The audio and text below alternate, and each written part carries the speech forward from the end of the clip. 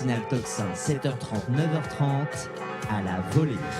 Et à la volée, je suis très très heureuse de recevoir Charles Gave. Bonjour Charles Gave. Oui, bonjour. Et merci beaucoup d'être avec nous ce matin. Toujours un plaisir. Vous êtes financier, entrepreneur et président du think tank l'Institut des Libertés. Et aujourd'hui, grand sujet ensemble, la dette française. Comme vous disiez en off, ça fait 30 ans qu'on parle de ce sujet, mais j'ai l'impression quand même que les choses s'accélèrent et s'empirent.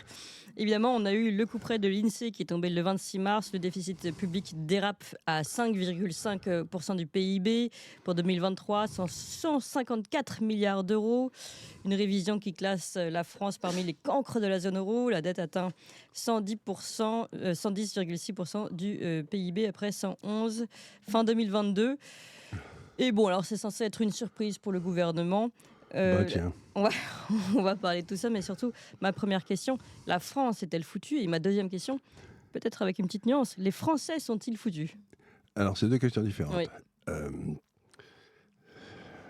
Comment y répondre? La première, la France est-elle foutue? Cette forme de gouvernement que nous avons depuis un certain temps l'est certainement. Parce que, on a bien vu que depuis 35 ou 40 ans, allez, il y a une espèce de camarilla, de classe qui a pris le pouvoir en France. J'ai essayé de décrire ça dans mon dernier livre, mais ce qu'il y a d'étonnant, si vous voulez, c'est que ces gars-là ne sont plus... Ils sont légaux, ils ont gagné les élections, etc., mais ils ne sont plus légitimes. C'est-à-dire que nous avons aujourd'hui des gens qui, s'ils passaient devant les élections, feraient entre 5 et 7%. Quoi. Donc, et ça, c'est un des très gros inconvénients, parce que...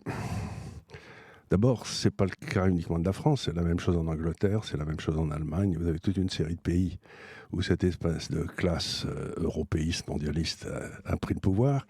Et en prenant le pouvoir, a verrouillé aussi tous les instruments de la justice, tous les tribunaux, tous les instruments de contrôle, ce que j'appelle les petits hommes gris, vous savez, ceux qui vous contrôlent et qui n'ont pas le droit de le faire parce qu'ils ne sont pas là, ils ne sont pas une loi, mais ils publient des règlements, la Commission européenne, tout ça. Et donc aujourd'hui, il y a un énorme déficit de démocratie dans tous nos pays. C'est d'abord la première des choses. Donc c'est extrêmement difficile pour ces gars-là qui sont illégitimes de prendre des décisions difficiles. Parce qu'ils n'ont pas la... Ah, mais vous croyez que c'est ça le problème fondamental? C'est qu'ils sont illégitimes. Donc, même s'ils le voulaient, ils ne peuvent pas prendre des décisions qui seraient celles de dire aux Français il faut se serrer la ceinture et tout. Ben voilà, ils essayent de le dire, mais si vous voulez, eux, ils ne se serrent pas la ceinture, puisqu'ils ont encore embauché, je crois, l'année dernière, 23 000 fonctionnaires.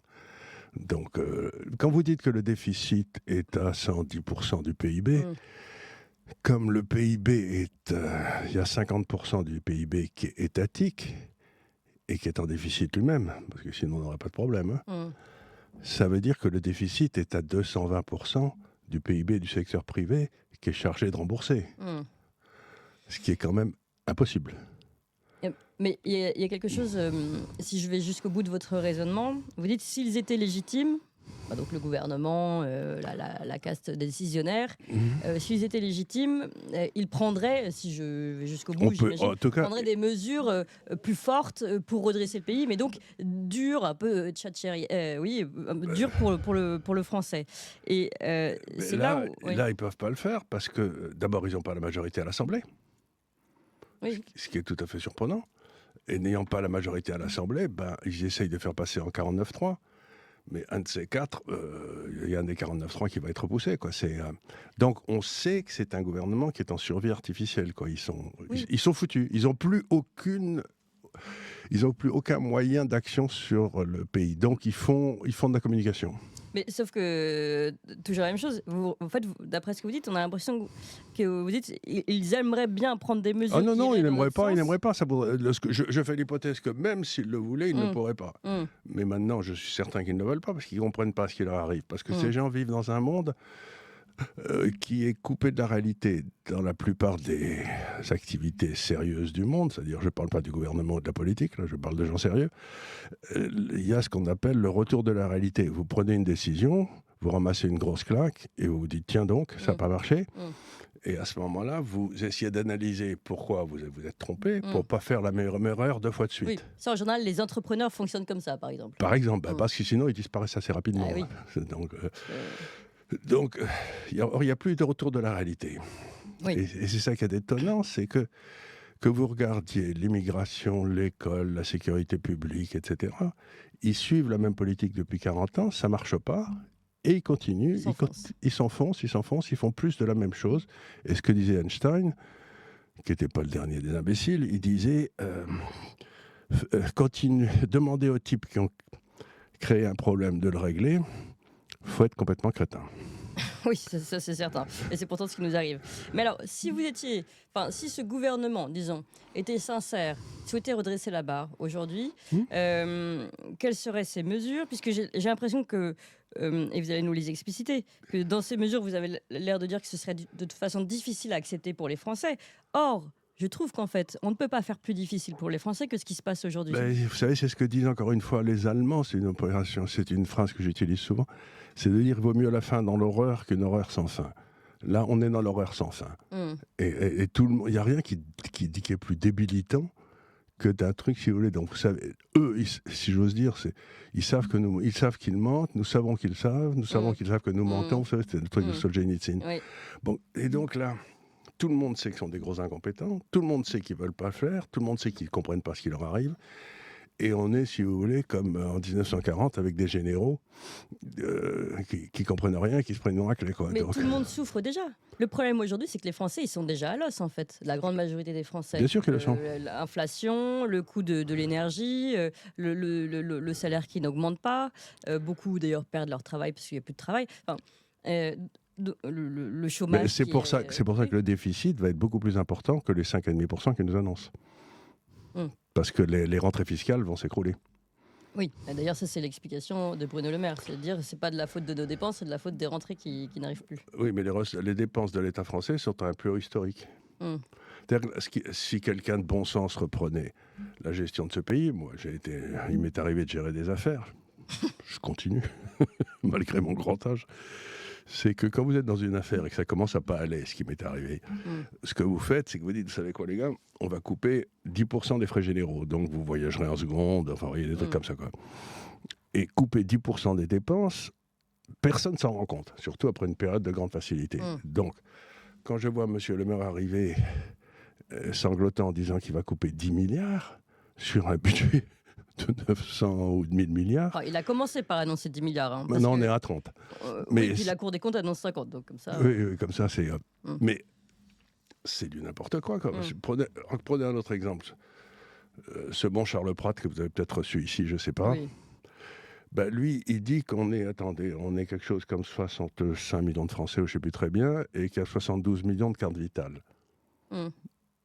Bon, là, et que la fraude, d'après ses calculs, qui m'ont l'air assez raisonnables, c'est à peu près 70 milliards. Bon, si j'étais quelqu'un de raisonnable, je demanderais un audit des cartes vitales, et je voudrais savoir qui sont les 7 ou 8 millions de cartes vitales qui tirent sur les dépenses de la santé publique. On peut économiser la 70 milliards simplement en arrêtant les criminels. Oui, c'est une idée. C'est pas très difficile, non? Vous voyez ce que je veux dire? À ce moment-là, vous annulez toutes ces cartes vitales et vous avez tout de suite 70 milliards de dépenses de moins. Ça paraît pas d'une difficulté insigne. En fait, sans même se pencher sur notre politique économique, notre politique générale, c'est-à-dire le marché financier, le marché de l'énergie, tout ça. Non, mais ça, il y a des choses. Envoyés à l'Ukraine. Les milliards envoyés à l'Ukraine, avoir mis en faillite EDF. Bref, il y a toute une série de raisons pour lesquelles nous sommes dans ce désastre. Mais la première des choses qu'il faut défaire, c'est un audit des dépenses de l'État pour savoir où va notre pognon. Or, je passe ma vie là-dessus, je n'ai pas la moindre idée. Donc, je trouve tout à fait extraordinaire que l'État dépense quasiment 50% de ce que nous gagnons, enfin qu'il nous le pique, et qu'il n'y ait pas d'audit. C'est-à-dire que la base de la démocratie, c'est quand même le vote de l'impôt par les citoyens. Pour que ce vote soit efficace, encore faut-il qu'ils sachent ce qu'il y a dans les dépenses. Mais personne n'a la moindre idée. Donc, encore une fois, on retrouve ce déficit de démocratie partout. Oui, parce que on pourrait dire si on avait une belle France rutilante, Un peu des au hôpitaux, Danemark. Au oui, Danemark, des ils belles ont. routes. Voilà, mais au Danemark, ils ont à peu près la même pression fiscale que nous, mais tout marche, Mm, y compris l'immigration d'ailleurs. mm, Donc, on se dit, ben tiens, c'est un peu curieux quand même. oui, Pourquoi la seule explication que je peux trouver, c'est oui. qu'ils ne veulent pas qu'on fasse cet audit. Comme l'a dit un de ces gars-là, je lui disais, mais ça va pas du tout. Il m'a dit, mais Charles, tu comprends rien, ça n'a jamais été aussi bien pour nous. Mm, C'est-à-dire, il y a ce nous qui gouverne, vous savez, la classe mm, que représente si bien M. Macron, et ce nous qui gouverne, il s'en met plein les fouilles. mm. Et c'est pour ça qu'ils ne veulent pas faire l'audit, parce que sans doute, si on faisait un audit, il y en a les 3/4 qui iraient en prison. Ils volent, Mais parce que c'est du il pillage. n'est quand même pas nous dire que tout l'argent que les Français donnent par l'impôt, et on sait que les Français sont les plus imposés d'Europe, etc., que tout cet argent-là va que dans l'argent de cette casse. Quand Mais même, il n'y en dans aurait-il que les poches. 10%, on n'aurait plus de déficit. Mm. Oui, c'est comme celui qui avait fait, vous savez, qui avait été le grand double maître là, qui s'était occupé des retraites, je ne sais plus comment il s'appelait. Il touchait 12 retraites de l'État. Mm. Comment Oui. peut-on toucher 12 retraites de l'État? En principe, dans un pays normal, on ne peut toucher qu'une seule retraite de l'État. Oui.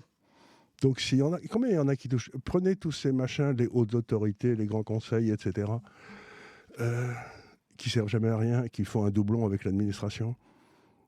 Combien y en a-t-il? Plus de 500? Dans lequel il y a des voitures de fonction. Donc, il doit y avoir une gabégie là-dedans qui est extraordinaire. C'est un pays qui est mis au pillage. Aujourd'hui, nous sommes gouvernés par des pilleurs d'épave en Bretagne. Alors, est-ce que vous Dans le temps. diriez, pour autant, là où on dit il y a une casse qui visiblement profite du système, Ça, c'est le moins qu'on puisse dire, oui. c'est le moins qu'on puisse dire, c'est un mot gentil, est-ce que vous diriez que les entrepreneurs, est-ce que vous parleriez de la Startup Nation et que les entrepreneurs, lui aussi, profitent du système? C'est quand même aussi ce qu'on nous a vendu avec le système Macron. Vous qui êtes justement entrepreneur. Ben, ça dépend un petit peu de ce que vous définissez par entrepreneur. Le capitalisme, si vous voulez, se justifie par celui qui prend des risques, et s'il se trompe, il perd tout ce qu'il a mis. Donc, si vous voulez, la contrepartie de la réussite, c'est la faillite. Il y a à peu près, sur 100 entrepreneurs qui se lancent, il y en a 80 qui se plantent, qui perdent tout. Bon. Sans compter les records de cette année Les sur les records, défaillances d'entreprises. Ouais, et en plus, une fois que vous avez fait faillite, vous êtes couvert par rien du tout. Vous n'avez pas de chômage, vous n'avez rien. Donc, être entrepreneur, il faut être fou comme un lapin, quoi. Et alors, vous avez autre chose. Vous avez des grandes entreprises qui ont atteint des stades de monopole, comme les GAFA aux États-Unis, et qui se rapprochent des gouvernements en disant on va faire un deal. J'empêche les gens de dire du mal de toi sur mes réseaux. Tous ceux qui disent, je les exclus, c'est ce qu'on a vu. Et de l'autre côté, t'empêches les autres de me faire concurrence. Donc vous avez ce que j'appelle en mise en place d'un capitalisme de connivence, où il y a une relation très forte entre les 4 ou 5 qui contrôlent par exemple la presse. Pourquoi ils contrôlent la presse? Ça ne leur rapporte pas rond. C'est parce que c'est une façon de s'assurer qu'on ne va pas les embêter et qu'on liquidera les entrepreneurs qui essaieraient de s'attaquer à leur monopole. Et rien n'est mieux pour ça, pour arriver à ce résultat stupéfiant, que la réglementation. Parce que plus vous régulez, plus c'est cher de se lancer dans les entreprises et plus c'est difficile de rentrer. Donc, si vous voulez, ça marche. Vous avez une espèce de troïka qui se met en place, le gouvernement, les sociétés de contrôle, ce que j'appelle les petits âmes gris, là, vous n'avez pas le droit de faire ceci, vous n'avez pas le droit de faire cela, etc. Et puis, les monopolistiques. Et c'est ces trois-là qui sucent le sang de la France, sont des vampires. Et ils s'entendent comme la roue en foire. Et une grosse partie de nos réglementations vient de gens que personne n'a élus, d'Europe. C'est assez intéressant de voir que les gens qui sont censés contrôler, par exemple, les grandes sociétés pharmaceutiques, vous avez des autorités de contrôle des pharmaceutiques, mais ils ont complètement noyauté les autorités de contrôle. Oui. On l'a vu au moment du Covid, si vous voulez. Tout à fait. Où un médicament, l'ivermectine ou je ne sais plus lequel, marchait très bien, mais comme il ne rapportait rien, on l'a interdit. Et on vous a obligé à prendre ces vaccins. Donc, les autorités qui contrôlent les médias, c'est la même chose. Ils travaillent pour les gars. Ils ont été noyautés par les gars. On l'a vu au moment des... où CNews a été interrogé. Ouais, la commission d'enquête La commission parlementaire. c'était à pleurer de rire. Donc vous voyez partout ces Le petits hommes contrôle, gris. la mainmise. Le contrôle, la mainmise, et la mainmise se passe par les petits hommes gris qui administrent et qui vous interdisent de faire ceci et de faire cela. Quoi. Oui, et on sait que ça va aller en se développant, avec notamment le portefeuille d'identité numérique qui est en projet, ou carte l'euro sociale, numérique. monnaie numérique, C'est affreux. Ça. et tout ça seront finalement réunis. Donc ça... Ben moi, vous savez, c'est ce que je dis toujours.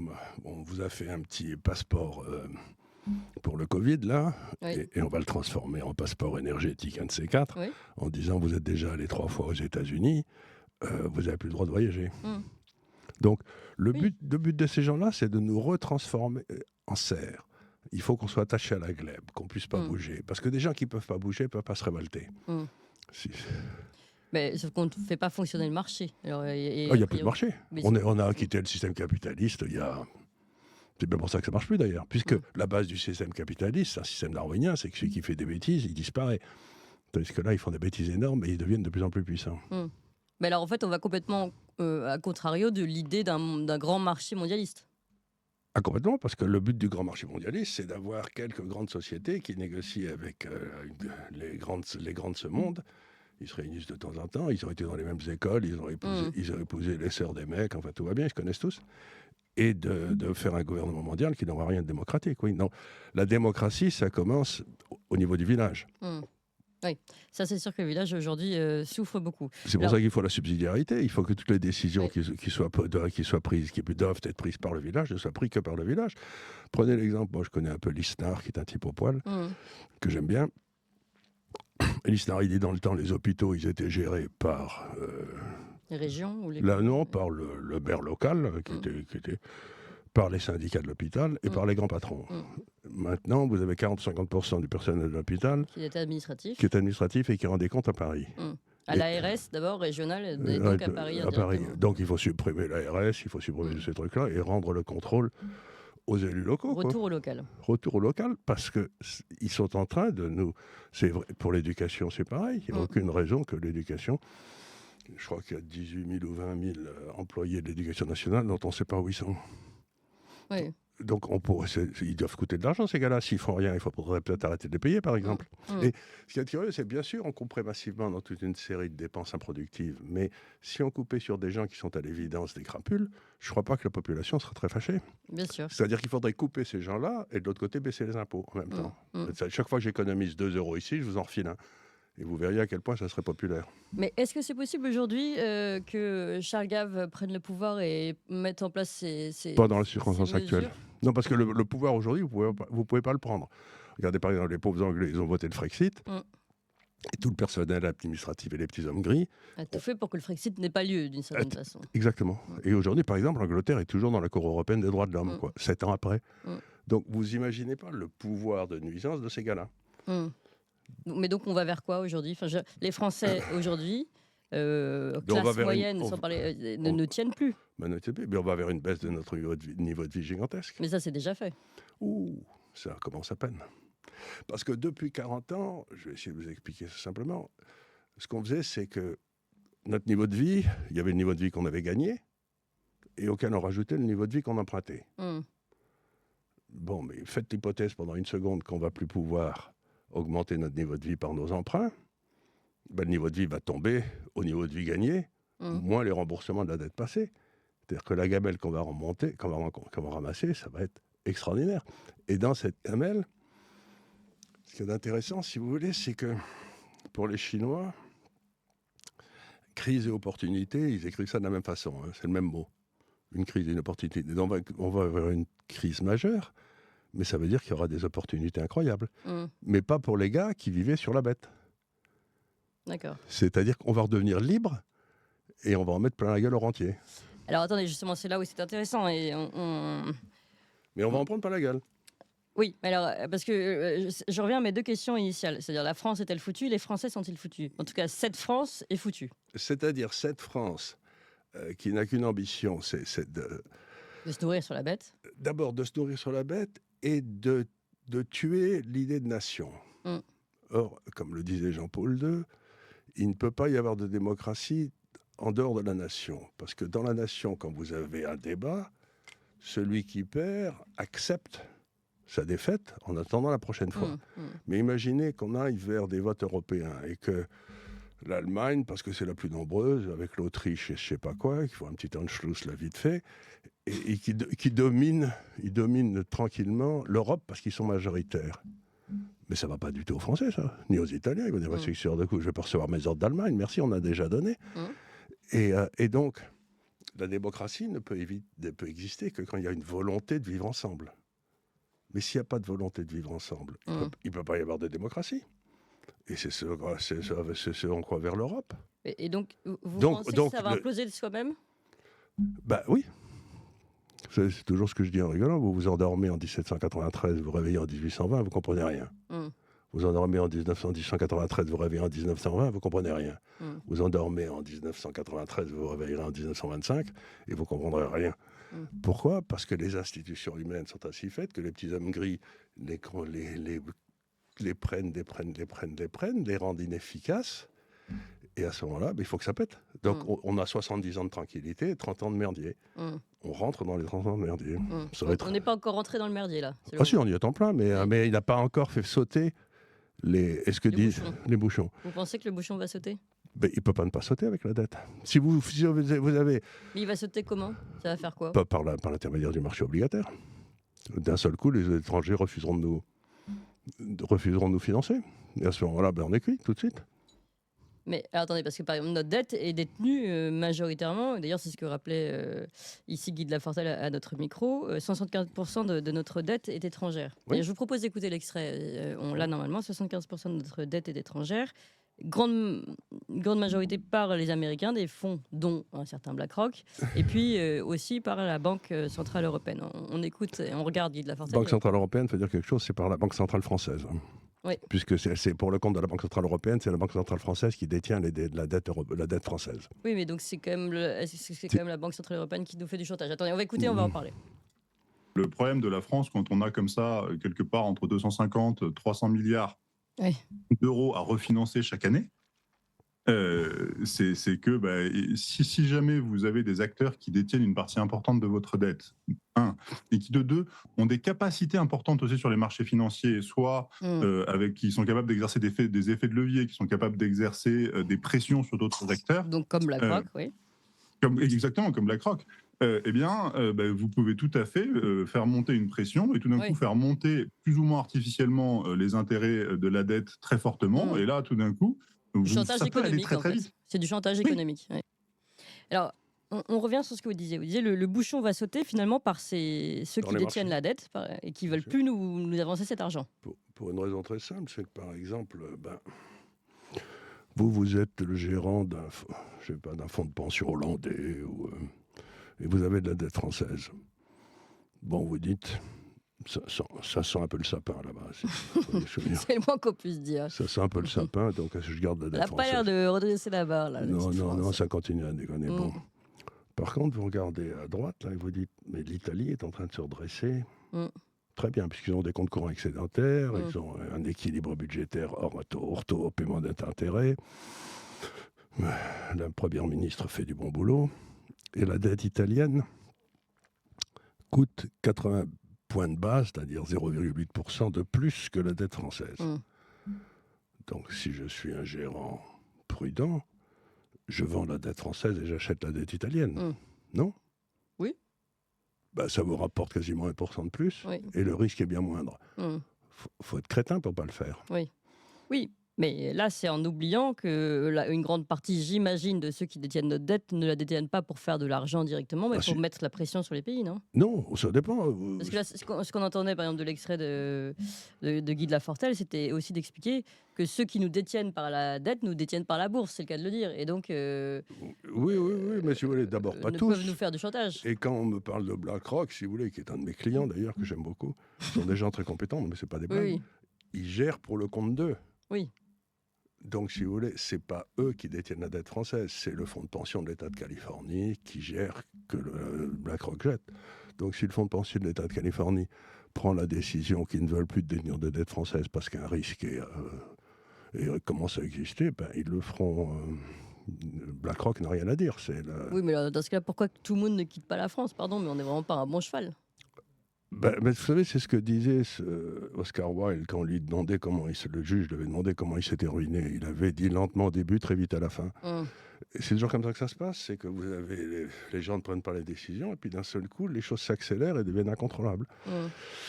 Est-ce qu'on est dans la phase d'accélération ? Donc là, Peut-être. vous pensez qu'il y a un bouchon qui va sauter. Si jamais on arrive justement à ces financiers qui veulent récupérer leur argent, finalement, il a une dette qui n'est rachetée par personne, donc finalement qu'on doit nous-mêmes concrètement renflouer, mais qu'on est incapable de faire, il se passe quoi? Ils vont chercher l'argent dans votre compte. Ah oui. Dans votre compte personnel. Bien sûr. Ils ont le droit de faire ça. C'est une question naïve. Vous avez la loi Sapin, Oui. qui a passé il y a à peu près une dizaine d'années, qui disait qu'en cas de... Le gouvernement français pouvait aller servir dans le compte des Français. Donc bien sûr, ils vont aller chercher votre pognon dans votre... Ils vont vous donner des petits bouts de papier colorés en disant vous rachetez la dette du Qatar, vous rachetez la dette, bravo, vous êtes des bons citoyens et tout et tout. C'est une question de survie de la nation. Je vois déjà la première chose que je ferais d'ailleurs si je cherchais à vendre de la dent française, c'est que j'enlèverais le drapeau européen derrière monsieur Macron, quoi. Ah oui, ça c'est sûr que ça... Mais bon, si on n'a pas le choix, de toute façon, ce ne sera pas la tête du Non, petit mais vous papier n'aurez pas qui le choix. changera quoi que ce soit. Oui, Par c'est exemple, vous avez 1800 milliards d'euros qui sont dans les assurances-vie, qui sont en obligation, une grosse partie de l'État français. La loi Sapin prévient que s'il y a des problèmes de remboursement de la dette, parce que tout le monde doit rembourser en même temps, vous pouvez arrêter le remboursement. C'est-à-dire que les 1800 milliards qui sont dans les assurances-vie, on ne vous les pique pas. Mais... On vous les emprunte pour une durée illimitée. Voilà. Oui. Oui, bien sûr, c'est ce qu'ils vont faire. Mais on voit déjà d'ailleurs progressivement d'aller taper dans le chômage. Je veux dire, le chômage, les gens l'ont payé leur chômage. Ça ne leur appartient pas. Bah oui. Et par exemple, ils veulent aussi aller payer, vous savez, il y a des caisses de retraite des cadres, etc. Oui, les caisses privées. Les caisses privées, ils veulent aller piquer. Et il y a aussi autre chose qu'ils font, si vous voulez, c'est vous êtes l'Argirc à l'Arco, j'en sais rien, ces trucs-là. Ils ont fait passer des réglementations selon lesquelles l'Argirc et l'Arco, pour leur retraite, doivent avoir au moins 50% d'obligations de l'État français. Alors que normalement, moi, si j'étais gérant d'Argirc et l'Arco, je serais à zéro aujourd'hui. Bah, bien sûr. Donc, si vous voulez, ils vous forcent, ils forcent les institutions, les compagnies d'assurance, les banques. Et les banques françaises, elles se retrouvent aujourd'hui dans leur capital, qui garantit les prêts, dans les capitales, obligées de mettre tout en obligations françaises. Oui, mais donc, pour revenir à notre histoire, mes deux questions là. La France est-elle foutue? Les Français sont-ils foutus? La France, elle va pas être foutue parce que finalement, elle va venir bouffer. Oui. C'est la France institutionnelle. Non, elle va venir bouffer. Elle va venir nous. C'est nous qui sommes foutus dans cette histoire parce que là, non, on aura des problèmes financiers importants, mais ce que vous pouvez faire, c'est essayer de vous battre contre ça. Par exemple, ça fait à peu près 3 ans, 4 ans que je dis à tous ceux qui veulent bien m'écouter qu'ils doivent ne pas avoir d'obligations françaises dans leur compte. Alors, si vous permettez, je vais vous arrêter, je vais vous lire. Oui. Votre, je ne sais pas si le dernier, mais article dans l'Institut des libertés, en route vers le meilleur des mondes. Oui. Si j'étais le lecteur, je transférerais mes actifs dans des banques suisses, norvégiennes ou singapouriennes. Je garderais le minimum de cash en France. J'achèterais quelques Napoléons à enterrer sous le pommier, au fond du jardin, à gauche. J'achèterais aussi un bitcoin à tout hasard et je me renseignerais sur le prix de l'immobilier à l'île Maurice. Voilà, c'est votre conseil en fait aujourd'hui. L'idée, si vous voulez, c'est, encore une fois, si l'État français rentre dans une crise, il faut essayer de se protéger contre le prédateur. L'État français. Contre l'État français. Alors, je vais vous raconter... L'État français est notre prédateur. Non, ça fait des années qu'il vit en nous suçant le sang. Donc maintenant, il se trouve qu'on n'a plus de sang. Donc il commence à avoir du mal, quoi. Mais prenons notre exemple. En 1789, la France, la royauté, avait des gros problèmes financiers. Et la France empruntait à 10%, ce qui était énorme à l'époque. Et bon, c'était très bien. L'Église catholique, qui avait des biens partout, empruntait à 5%. Alors qu'est-ce qu'a fait l'État français? Il a augmenté, non? Il a été piqué les biens de l'Église catholique. Oui. Bah oui, pratique. Ah oui. Donc, il ne faut pas être dans la position de l'Église catholique. Oui. C'est tout ce que je dis aux gens. Essayez de sortir tout ce que vous avez et de le mettre en dehors de la possibilité de vol de ces cas-là, parce que c'est rien d'autre que du vol.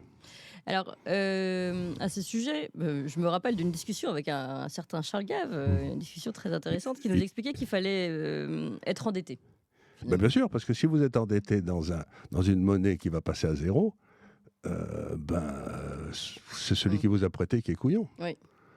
Donc aujourd'hui, l'idée, pour revenir à sauver le français, après on va revenir sur l'idée de crise et opportunité. Déjà, sauvons notre peau.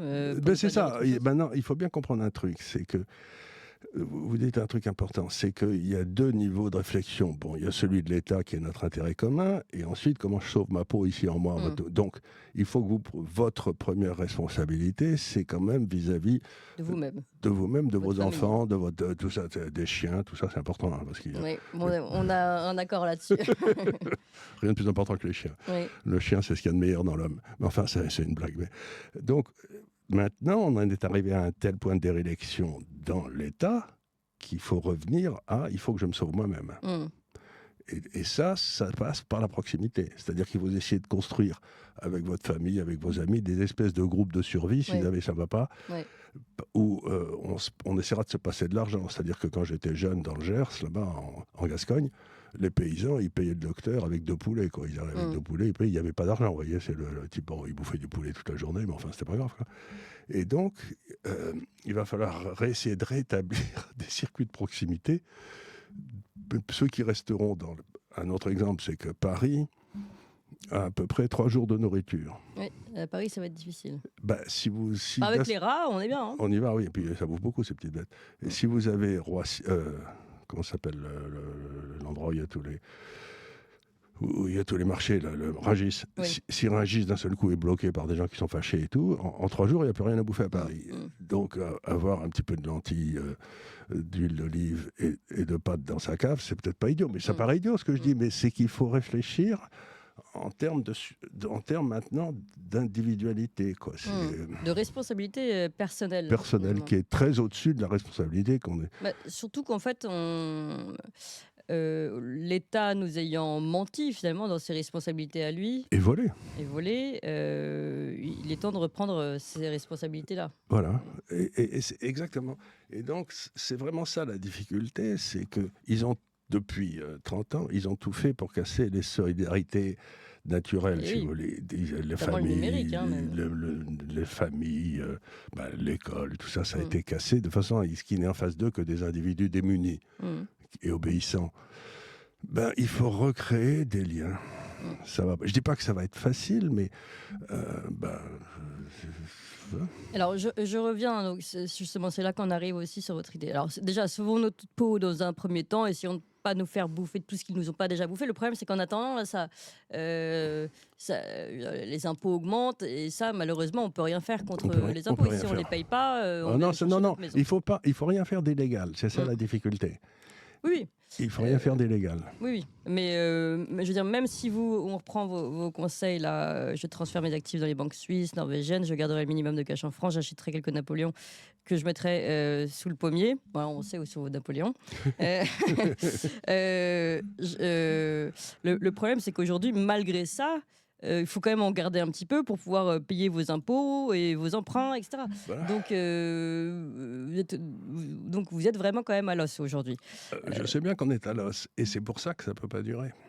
C'est parce que ils nous ont tellement tondus maintenant que s'ils continuent à tondre, il va y avoir du sang, quoi. Oui.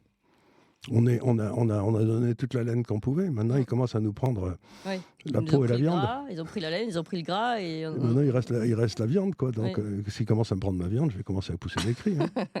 Mais justement, alors, quel cri, quelle forme de révolte Alors, la première forme de révolte, c'est aux prochaines élections. Là, il y a un certain nombre de partis. Prenons par exemple le Parti républicain, qui nous a fait des grandes déclarations depuis 40 ans, ou je ne sais pas combien de temps, et qui chaque fois a voté pour les pertes de souveraineté de la France. Donc on a un parti pour lequel il ne faut jamais voter. Jamais. Et vous allez ensuite, donc, sur des traites, quoi, ils font partie du... Donc la première des choses, c'est qu'on s'en sortira que par un retour au souverain. Oui. Et le souverain, c'est le peuple. Oui. Donc, il faut voter pour des partis qui ont dans leur programme le référendum d'initiative populaire. C'est-à-dire que le peuple... Ça en fait pas beaucoup déjà. Hein. Oui, il n'y en a pas des masses, mais enfin, il y en a déjà 2 ou 3. Ouais, oui. Vous avez Mélenchon, non? Oui.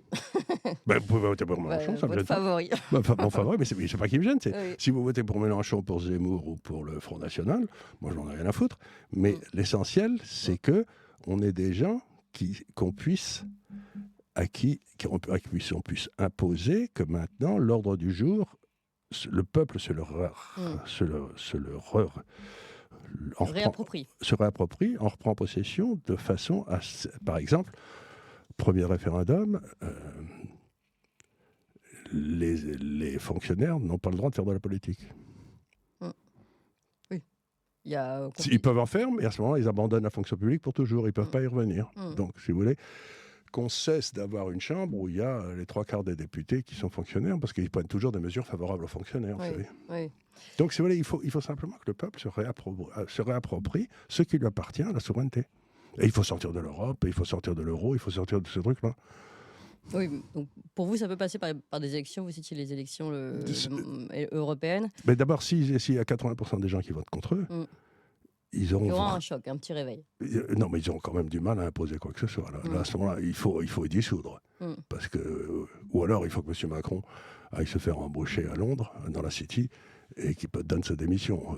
Parce que... Oui, mais est-ce que même s'il est illégitime, pour reprendre votre propos du départ, est-ce que même il va considérer que lui, il doit se dissoudre? À mon avis, cette question aurait pu être posée déjà depuis un petit moment. Oui, bien sûr que non, il ne le fera pas. Mais à ce moment-là, il faudra peut-être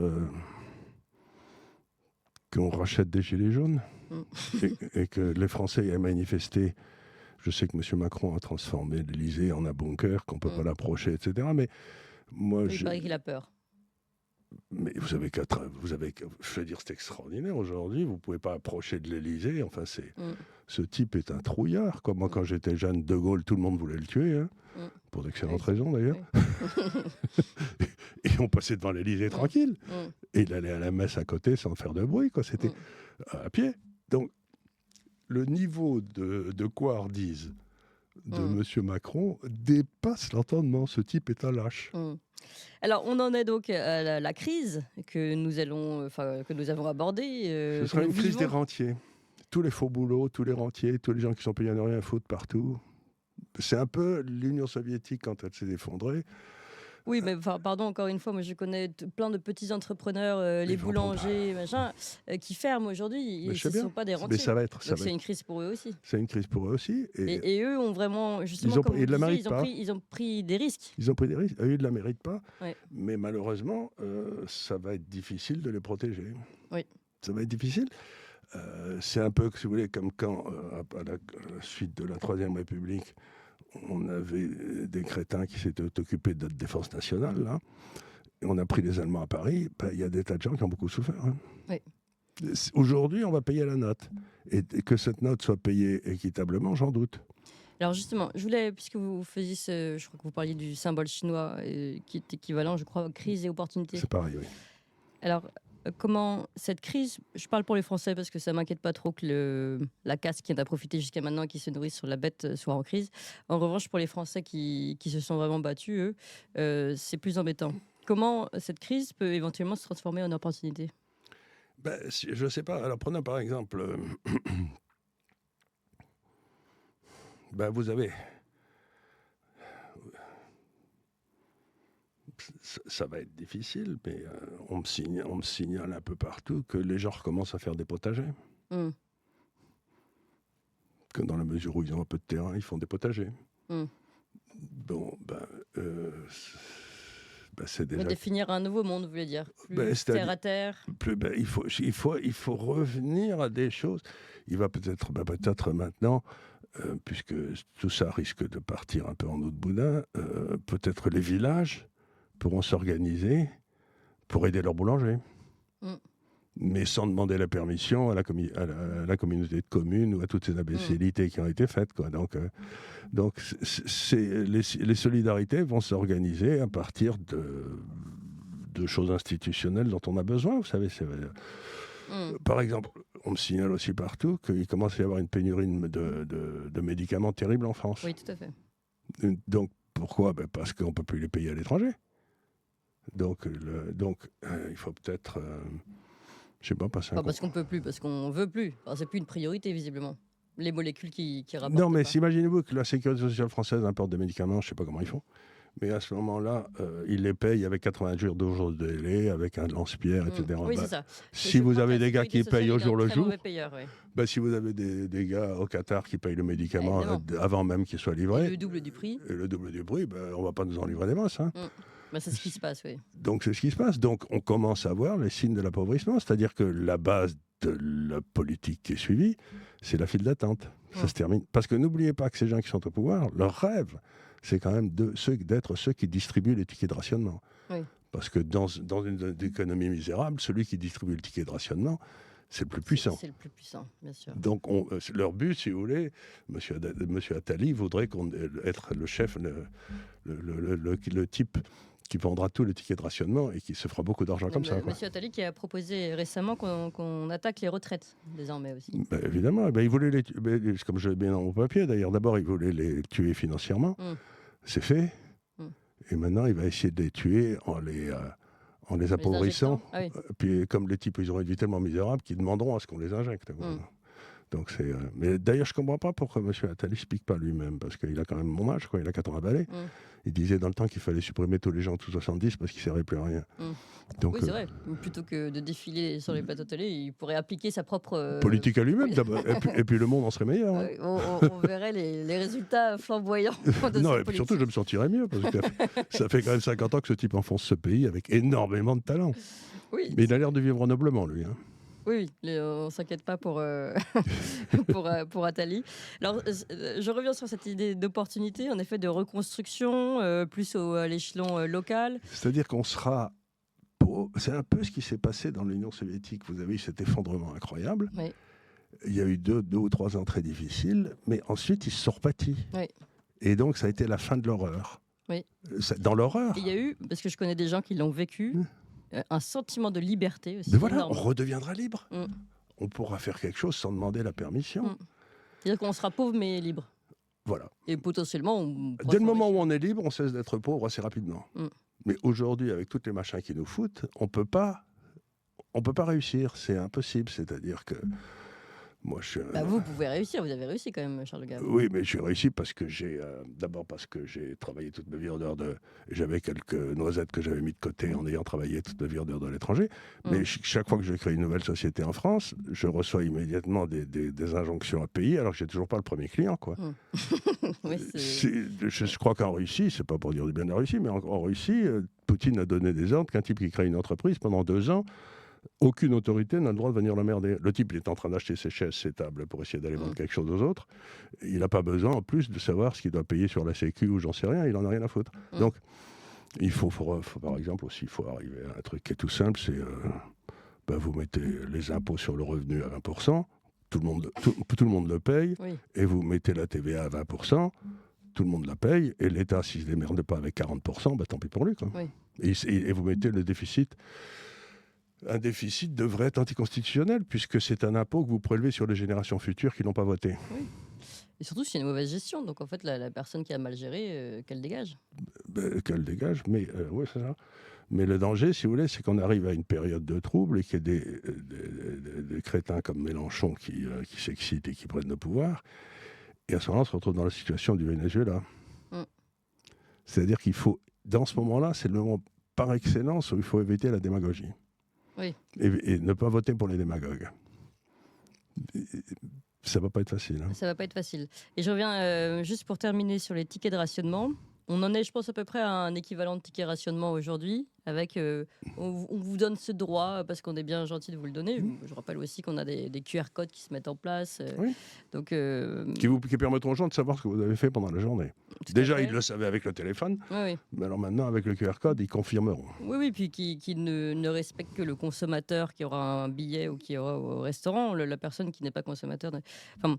Donc, ce ticket de rationnement existe déjà plus ou moins, va augmenter avec ce portefeuille d'identité numérique et de monnaie numérique. Donc, le problème, c'est que si révolte et volonté de liberté il y a, est-ce que ça va être possible, sachant que justement ce paradigme, cette tenaille va, Ils vont va essayer de la se serrer, ils vont renforcer. essayer de la serrer, mais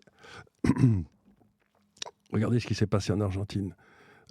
Bon, M. Milei a été élu, là, à partir du moment où les subventions que vous receviez de l'État étaient tellement... La monnaie avait tellement baissé que c'était même pas la peine d'aller les chercher à la poste, quoi, voyez ce que je veux dire. C'est-à-dire qu'ils étaient arrivés à un tel degré de pauvreté qu'ils se sont dit... Donc, quand les gens... Le problème en France, c'est qu'il y a à peu près 60% des gens qui croient être gagnants dans les transferts sociaux. Ah oui. Donc, c'est difficile de les virer. Oui. Mais à partir du moment où les transferts sociaux arriveront et ils vaudront rien, les gens vont se dire, il faudra peut-être que je me remette au boulot et que j'aille parler à mon chef d'entreprise du coin qui a l'air de vendre des trucs en Allemagne en ce moment. Il a l'air de chercher des gens qui veulent bosser pour lui. Oui. Donc, si vous voulez, encore une fois, on va se retrouver dans un monde où il y a toute une partie du pouvoir d'achat qui est du pouvoir d'achat emprunté qui va disparaître. Oui.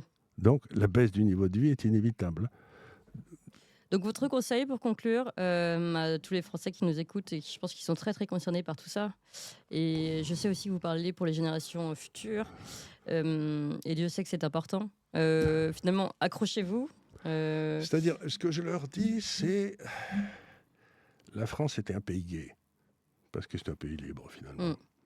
Et dans le courant de ma vie, j'ai vu la France passer d'un pays gay à un pays sous antidépresseurs, quoi.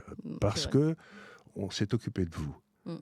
Oui, c'est vrai, paradoxal entre guillemets. Non, on vous veut du bien. Oui. Ce que disait Reagan, que j'aimais beaucoup, il disait le mot le plus dangereux dans la langue anglaise, c'est « je viens de la part du gouvernement, je suis là pour vous aider ». Alors à ce moment-là, vous partez en courant. Oui, le rôle du gouvernement, c'est pas de vous aider, c'est de faire respecter la loi. Et de vous laisser tranquille. Et puis comme disait Clémenceau, que les canailles tremblent et que les hommes comme il faut vivent tranquillement. Aujourd'hui, c'est le contraire. Les hommes, bon. Donc, il faut que l'État fasse son boulot, reprenne le contrôle des sphères étatiques, et puis, ensuite, ce sera que le meilleur gagne. Mais à ce moment-là, les gens redeviendront gays. Donc, finalement, vous n'êtes pas pessimiste? Pas du tout. Moi, je vois arriver, ça fait 40 ans que je me fais un souci noir à cause de cette espèce de chape de plomb qui tombe sur le pays. Et regardez, aujourd'hui, il n'y a plus un seul grand intellectuel, il n'y a plus un seul artiste, parce que vous ne pouvez pas avoir de grands intellectuels et de grands artistes si ils ne sont pas libres. Donc on va redevenir ce qu'on a toujours été, le peuple le plus intéressant au monde, à condition qu'on se libère de ces connards. Merci beaucoup, Charles Le Gave. Je rappelle, le président de l'Institut des Libertés. Et puis, vous pouvez retrouver justement les articles de Charles Le Gave sur son site, dont celui-là, En route vers le meilleur des mondes. Et nous, on va en tout cas aller vers un monde meilleur. Merci encore. Merci beaucoup.